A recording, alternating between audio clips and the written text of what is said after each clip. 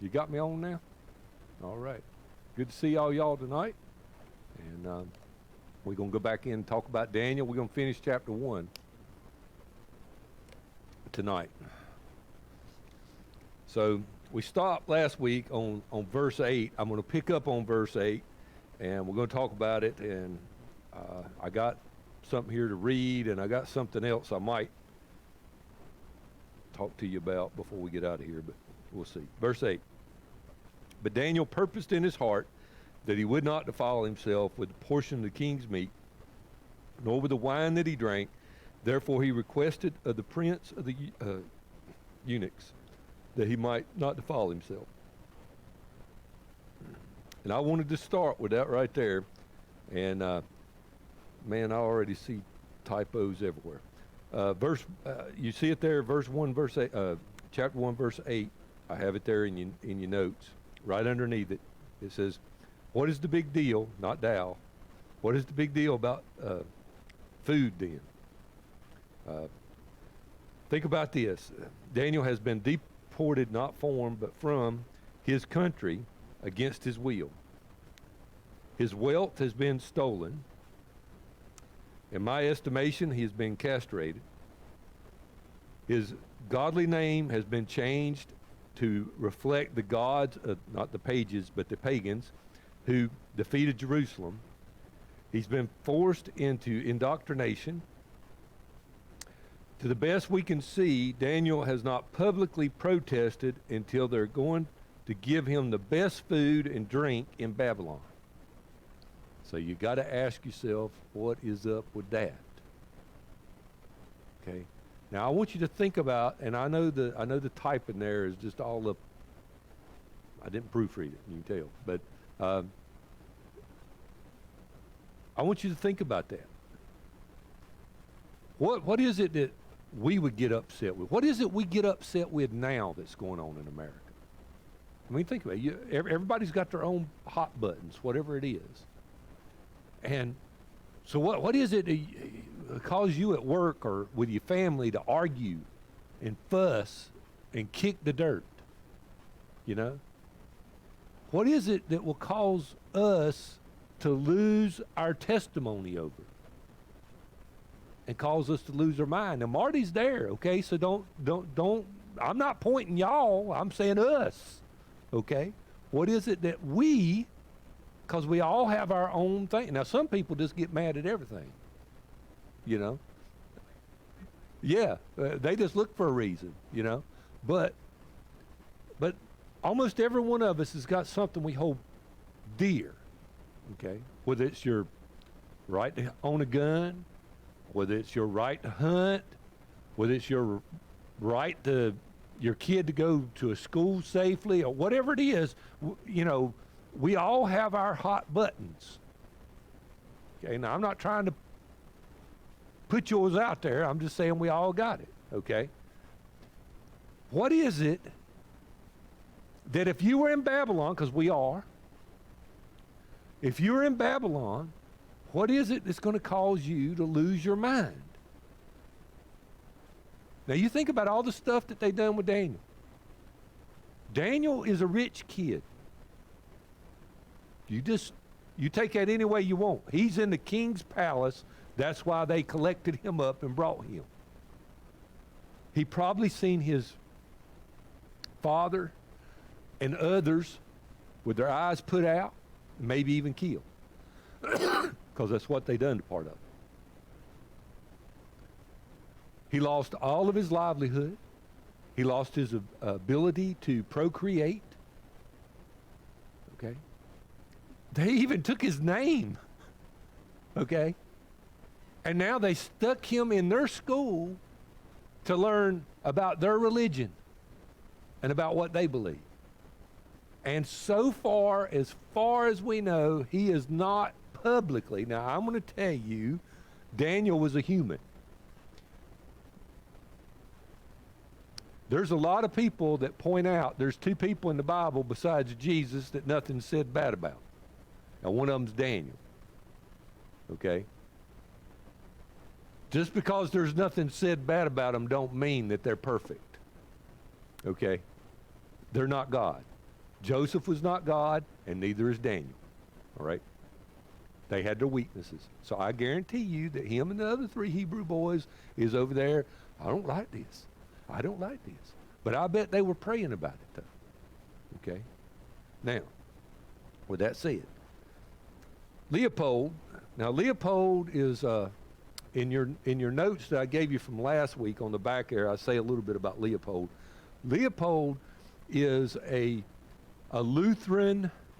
He was a historian and a theologian, but he was a Lutheran from back at the turn of the 20th century, so around 1920 or something like that, okay?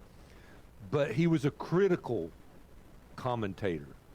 So while he was a historian, he was critical. So you just keep that in mind, but he still has some good stuff to offer us. Leopold says Daniel did not object to the heathen names given to them, nor to the education which involved the learning of the heathens, which included their religious views. And he's right. We have much to learn from Daniel and his friends at this point. Everything done to Daniel up to now has been external. If you do any kind of marking, that would be a good word to mark. Everything that had happened to him so far had been external. Somebody done it to him. And the only thing he's going to be held accountable for at that point is how he reacts. Okay? Now, so everything had been external. He had no control over the situation. He had no control over them deporting him or anything else. He could have bucked, but he would have died over something that he had no control over. So that's another thought I want you to think about. There's a lot of talk, and I don't want to go down these roads too much, but there's a lot of talk about all kinds of stuff. You hear about secession of Texas and secession of this state and this, that, and other, and you hear about all this revolution and civil disobedience and all this stuff that people talk about. And these people, Daniel could have fought, but Daniel would have died. Daniel would have never fulfilled the role that God had in store for him. He would have died over something he had no control over. Okay? But now we're going to find some stuff he did. The lesson we need to learn is where to draw the line at. And I personally do not like change. I don't like my rights being taken away or my privileges being taken away. Matter of fact, if you don't believe that, you get me in private and I'll tell you all about how I don't like it. Okay? There's a lot of stuff I don't like. There's a lot of things I think we could fix with just a few little flips of a lever, and we could fix a whole lot of stuff in a hurry. But we don't. Okay? I don't like my voice getting snuffed out. But folks, those things are all external. One difference between Daniel and other Bible characters, Europeans, and other times in histories is we have legal rights given to us by those who founded this country with the good hand of God. And that makes things a little bit complicated when we start applying biblical principles to everything, okay? It just does. Because we're the only nation, as far as I know, in history where the people are supposed to have the right to do all kinds of stuff, okay? Every other nation ever has always been the hierarchy, and you done what they wanted to do, what they called the army, you know, okay? So we're in a little bit different situation. There's a very popular guy that I know, and he was making a lot of noise at one of the elections, and he said, he quoted Spurgeon, and he said, Spurgeon said, when you're confronted with two evils, choose neither. And I told him, and it was on the internet, and I don't do much talking on the internet, but he's got a big voice and a lot of people follow him. And I said, buddy, Spurgeon had a king. He didn't have a choice. We throwed the king off, and we have a right to vote, and it is our responsibility to vote, regardless of which way you vote. You're going to have a president, okay? And everybody needs to vote. You vote Democrat, Republican, Independent, non-affiliated, I don't care how you, I do care, but vote. That's your right. That's your voice, okay? These people didn't have that. Daniel didn't have that. He didn't have a judicial system. And quite frankly, there's a lot of things that's been taken out of our hands as well anymore, but that's neither here nor there right now at the moment. We have legal rights given to us. I didn't read that. But even with this, it's hard to make correct decisions. When do you exercise your rights? You know, and that kind of stuff. It's hard to keep our cool and our testimony when we disagree.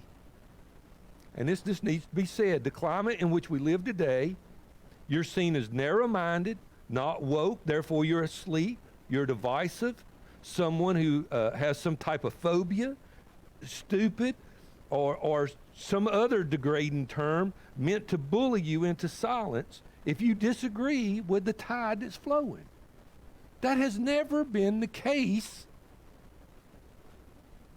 in the free world. It's always been that you wanted dialogue with other people, even that you disagree with.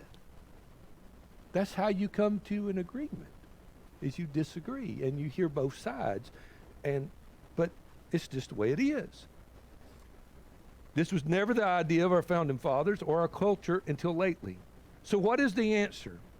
In Daniel's case, it came down to that which he could control. Okay? What he would do would either show his cowardness or his commitment, and it came down to food. It could be said that the food was not prepared in a kosher manner, that some people say that, or it could contain things which were unclean in the law. There's people that say that, but I believe that Keel is right in his quote that I have here. The command of the king that the young men should be fed with food and wine from the king's table was to Daniel and his friends a test of their fidelity to the Lord and his law. The partaking of the food brought them to the king's table, which to them contaminated because forbidden by the law, not so much because the food was not prepared according to the Levitical ordinance, or perhaps consisted of flesh of animals which the Israelites were unclean. For this case, the youth were not unnecessarily to refrain from the wine. So in other words, the wine, they refrained from that, and it was not considered unclean if that was the case, okay? And this is old, so. But the reason of the rejection of it was that the heathen at their feast offered up sacrifices to their gods. Part of the food or drink, and thus consecrated their meals by religious rite, whereby not only he who participated in such a meal participated in the worship of idols, but the meat and the wine as a whole were meat and wine of an idol. Now, I got 1 Corinthians down there, so if I know some of you have got a mind, when you hear something like this, your mind goes to some Bible verse. Mine did, okay? And so Paul says in that passage right there that an idol is nothing, okay? But if you read it, can you pull that passage up, brother? 10, verse 18 through 21. 1 Corinthians 10, verses 18 through 21. Behold, Israel, after the flesh, are not they which eat of the sacrifices partakers of the altar? So that was the question. Verse 19. What say I then? That the idol is anything, or that which is offered in sacrifice to idols is anything? But I say that the things which the Gentiles sacrifice, they sacrifice to devils and not to God. And I would not that ye should have fellowship with devils. Verse 21. You cannot drink the cup of the Lord and the cup of devils. You cannot be partakers of the Lord's table and the table of devils. Okay, that's as far as we want to go. So we see that there. And so Paul says in another place where he's talking about, in 1 Corinthians, where he's talking about the food, can you eat the food? And he says, the idol is nothing. Well, what is the case? Well, at this point in time, in Paul's time, I'm going to say they're not under the law no more. Okay? Right? And whatever's been sacrificed has been sacrificed, and it's been, if you take it with blessing, you bless it, you ask God to bless it, it's blessed. But in this case here, they were still under the law. And so why were they put into bondage?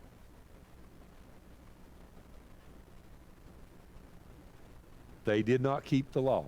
And I believe that these Hebrew boys were smart enough to know that because they did not keep the law, that's why they were in captivity. Now, I read several things about this, and one of the things that people said was these boys did not know the outcome of what they were getting ready to do. Okay? By all rights, they could fear that they were going to die. Okay? But he had purposed in his heart not to defile himself. Okay? Now, is there another lesson learned here? How did Daniel go about getting a pass on not eating? All right, so let's look at our passage of scripture here. I think it's going to actually be the next verse, the next page will have our passage of scripture on it. No, it does not. So let me read it. It actually does, but it's a little bit further down. Now, God had brought Daniel into favor and tender love with the prince of the eunuchs. And the prince of the eunuchs said to Daniel, I fear my lord, the king, who had appointed your meat and your drink. For why should he see your faces worse liking than the children that are of your sword? Then shall you make me endanger my head to the king.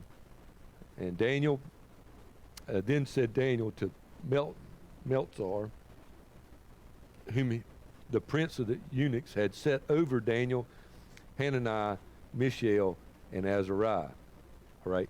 So we see here that he's having this conversation. Now, one of the things we're going to learn here in a minute is there's people that think that there's a hierarchy here. And Daniel goes to one of them, and when this guy can't do anything, he goes to the other one. That's what most people think. All right. So I want you to look at verse 8. We'll read verse 8, and then I'll get into what I got to say there.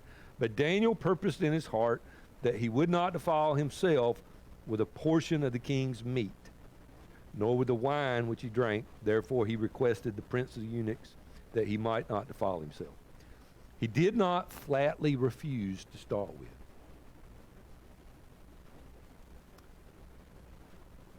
There's one thing that I've been trying to learn in my life, and I do pretty well with it most of the time. If you put a little sugar on that anger, it goes a lot further than if you try to put some lightning into it. Okay?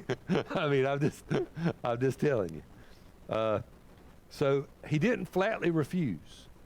Let me give you an example of my putting a little sugar on something. So I go to lay away an item here recently, and I had the young lady, she was doing the best she could, but she was new. But nobody helped her. I knew we was in trouble. Nobody helped her. She finally, between the two of us, we figured out what she was doing. She took my money, took my coupon. I had a 10% off coupon that they sent me. It was worth $60 plus the tax. Give her $200 and I leave. I get home and I get to thinking about it, and I get to looking at my receipt, and she gave me the wrong item. She laid away the wrong item. It had the same model number as what I wanted, but it wasn't. She didn't understand what she was looking at. I mean, no fault. I mean, we got to learn, right? I'm not knocking the girl. So I go back up there later on that evening, and I bring all my stuff in there. And there's nobody in the store, just one lady there. And I tell her what goes on. Well, she was confused as a termite and a yo-yo. She was. And so by the time we finished, she had me angry.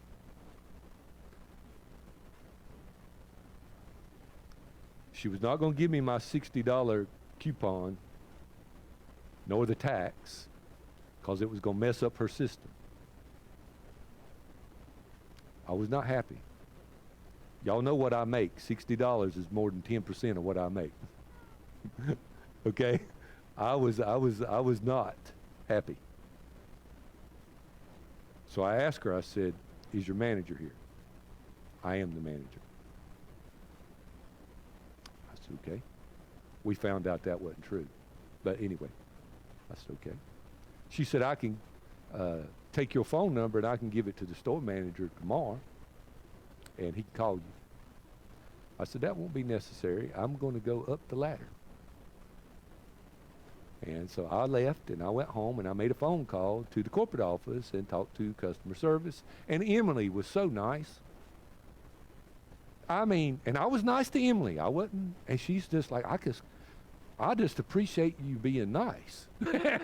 And she sent me a nice $60 coupon. Okay. Went back up there. Next day, got everything took care of with the store manager. Okay. But anyway, that said, you need to put sugar on stuff. I mean, you just do. What are you going to prove if you get over there and you just have a dying duck fit? And you don't get nothing done and you leave out of here. Yeah. Yeah, I hear you. All right, so let's go on with this. He probably would, he didn't refuse flatly, but he probably would have, if it came down to that, but he was diplomatic in his approach. He also offered an alternative way. There's a discussion about who the prince of the eunuchs is. This is what I was talking about. We're given two names. If you look at this section there, we're given two names of people. People much smarter than I am say that Daniel went in a correct chain of command.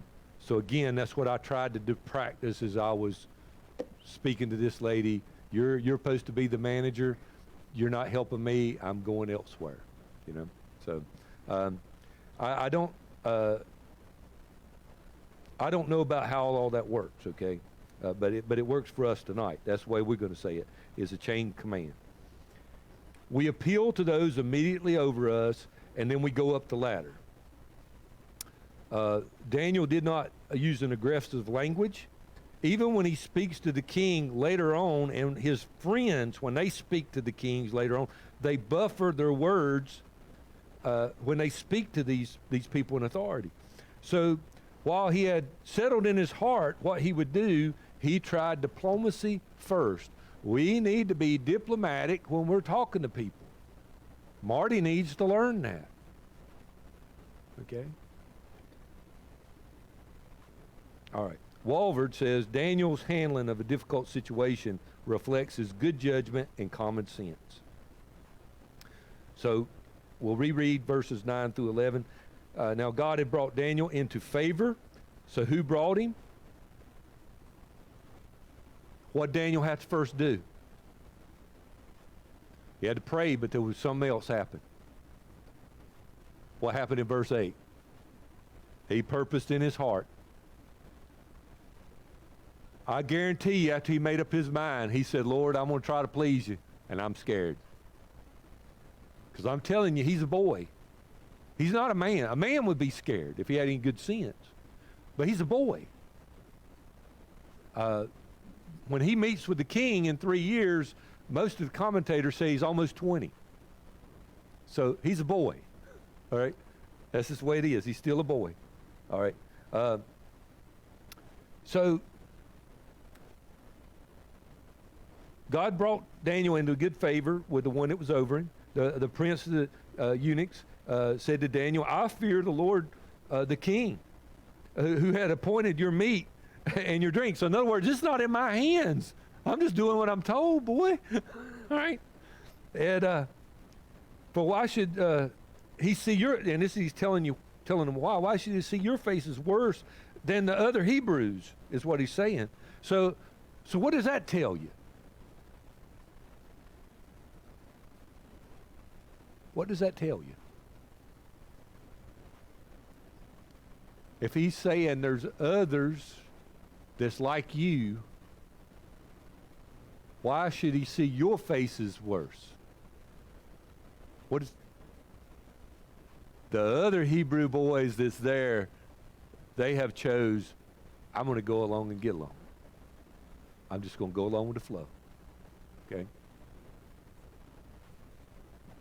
That's a lot of everybody's issue, man. You know, I'm going to conform. Okay? I'm going to conform. All right? So, then you're going to make me endanger my head to the king. And so we see this conversation going on there. All right, so he had a plan. Anytime you go and you've got a problem, have a plan to fix the problem. Everybody can complain. Everybody can complain. My wife is over customer service. Oh, she's not over. She's in customer service, in pleasing people. Everybody calls her can complain. But very few people have any kind of solution to what they want to talk about. You know what I'm saying?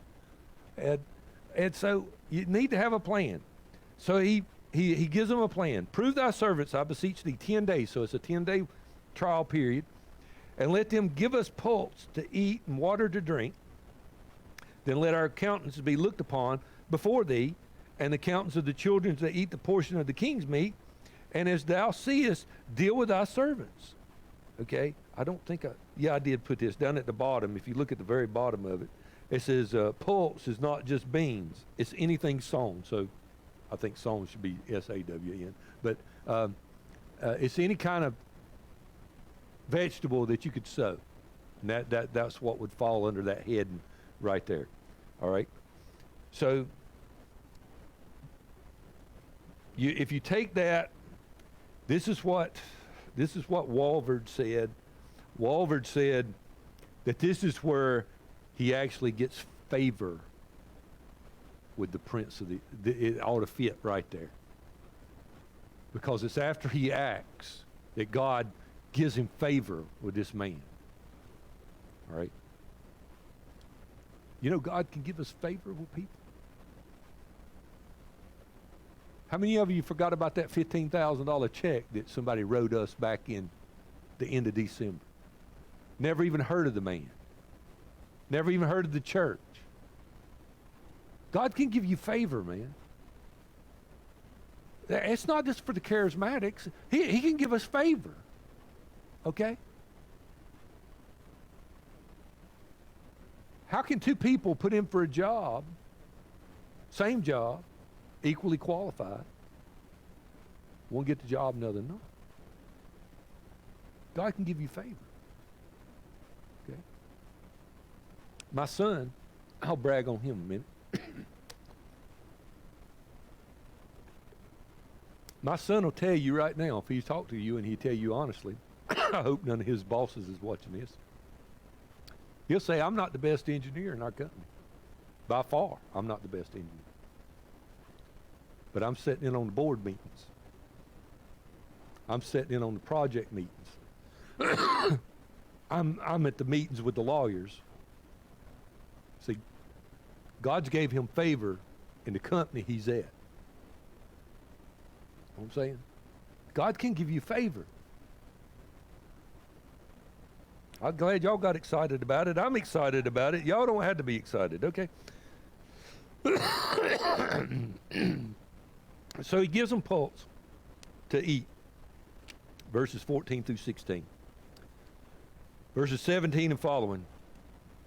As for these 4 children, God gave them knowledge and skill and learning and wisdom, and Daniel had understanding in visions and dreams.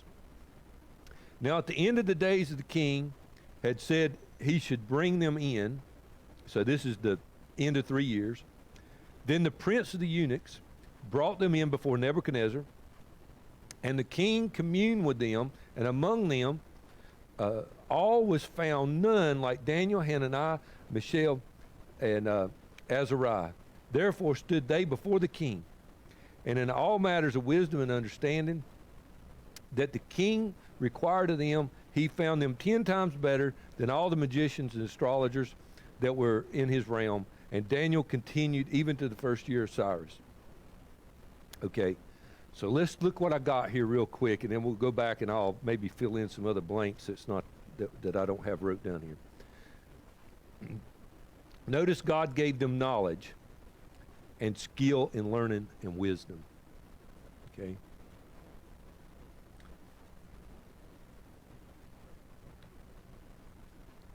If you have the ability to learn,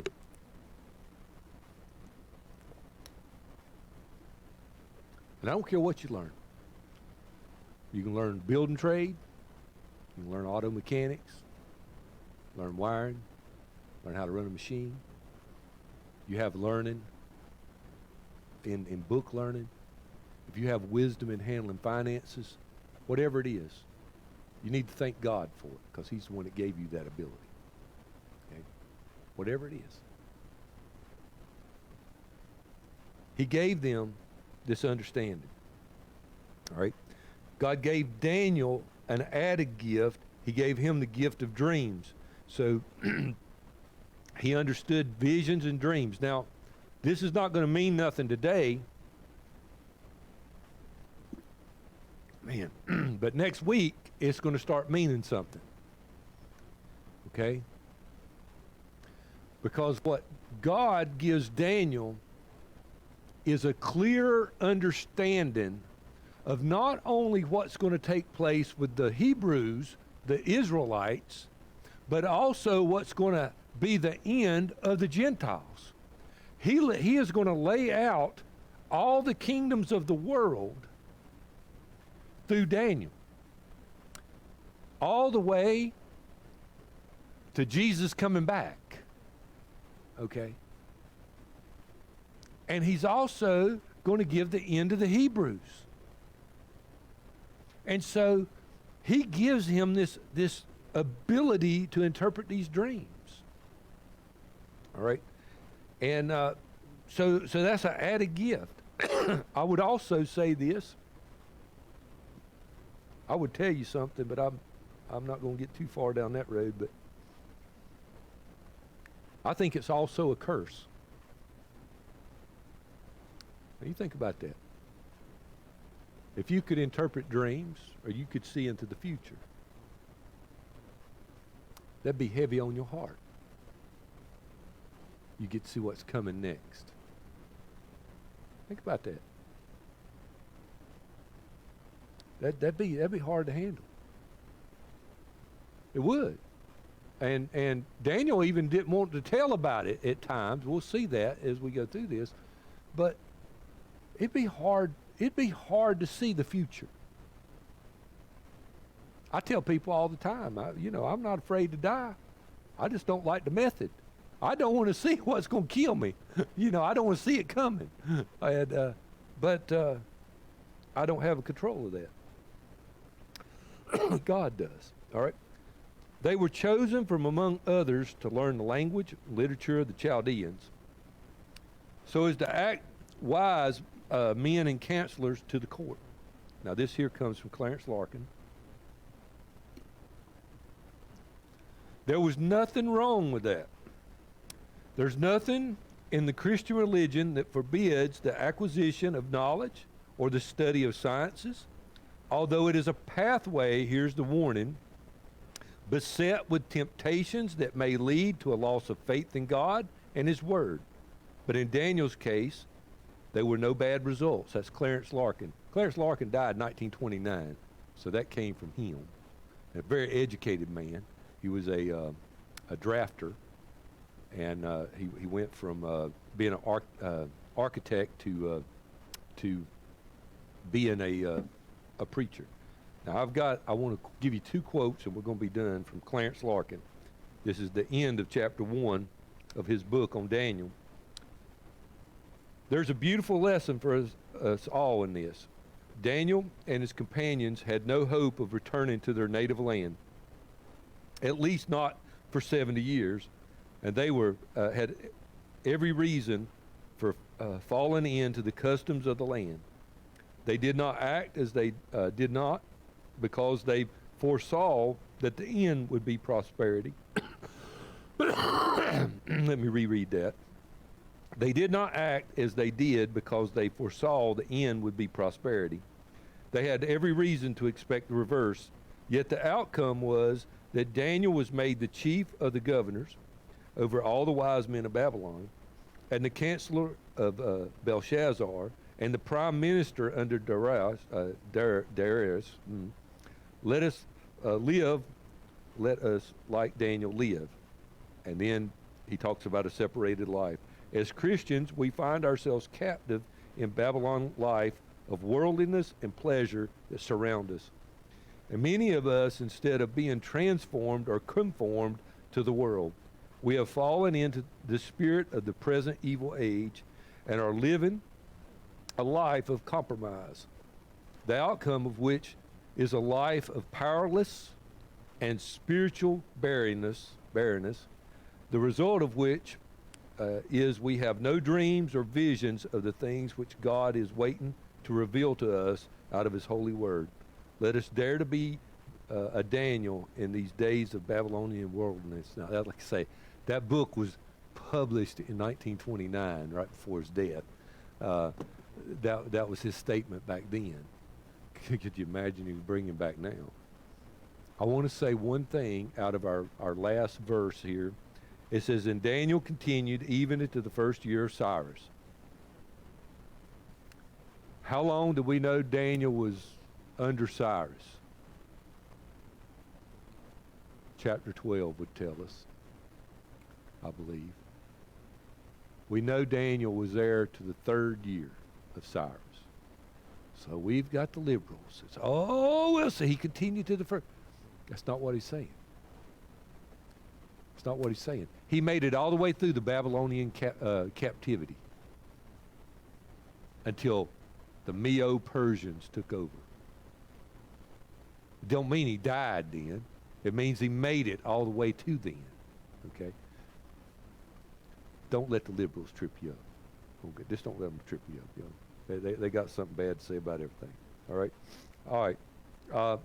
I was going to give you something else, but we'll save that for next time. We're going to talk about how in chapter 2, it's the first year of Nebuchadnezzar when he calls up Daniel, and how he had ordered 3 years of being there. We're going to talk about how we get that, okay? I don't have all the answers. I'm going to give you what all the professionals say, okay? All right. Let's pray. Heavenly Father, Lord God, we thank